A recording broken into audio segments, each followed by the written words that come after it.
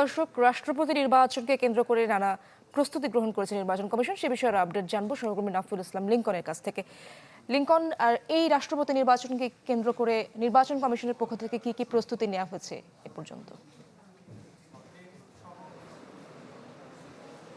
Bangla QR যেখানে নগদ payment সেখানে সারা দেশে 10 লাখেরও বেশি মার্চেন্টে নগদে পেমেন্ট করুন খুব সহজে।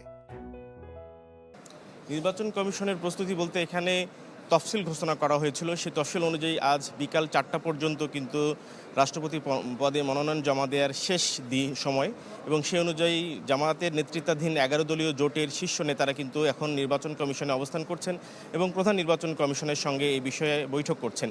এবং আমরা জানি যে আগামী 20 তারিখ রাষ্ট্রপতি নির্বাচন হবে সংসদ অধিবেশন কক্ষে, এবং ক্ষমতাসীন বিএনপি এবং বিরোধী দল জামাত এবং এনসিপি সহ দুই পক্ষই কিন্তু তাদের রাষ্ট্রপতি প্রার্থিতা চূড়ান্ত করেছেন, এবং আজকের এর মধ্য দিয়ে কর্নেল অলি আহমেদের নাম কিন্তু চূড়ান্ত। এবং আমরা জানছি যে বিএনপির প্রার্থী হতে যাচ্ছেন মির্জা ফখরুল ইসলাম আলমগীর, এটি প্রায় চূড়ান্ত, যদিও এখনও বিএনপির পক্ষ থেকে আনুষ্ঠানিকভাবে ঘোষণা করা হয়নি।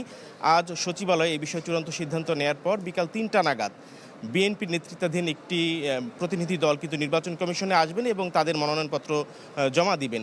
এর মধ্য দিয়ে কিন্তু নির্বাচন কমিশনের যে তফসিল ঘোষণা হয়েছে রাষ্ট্রপতি পদের, সেটির প্রায় আনুষ্ঠানিকতা প্রায় শেষের দিকে, এবং আমরা 20 তারিখ বা 20 আগস্ট অপেক্ষা করব দেশের 23তম রাষ্ট্রপতি কে হতে যাচ্ছেন। ইসরাত, এই ছিল নির্বাচন কমিশন থেকে মনোনয়নপত্র জমা দেওয়ার শেষ দিনের সবশেষ খবর। ধন্যবাদ আপনাকে লিঙ্কন। সহকর্মী নাফিউল ইসলাম লিঙ্কন যুক্ত হয়েছিলেন নির্বাচন কমিশন থেকে।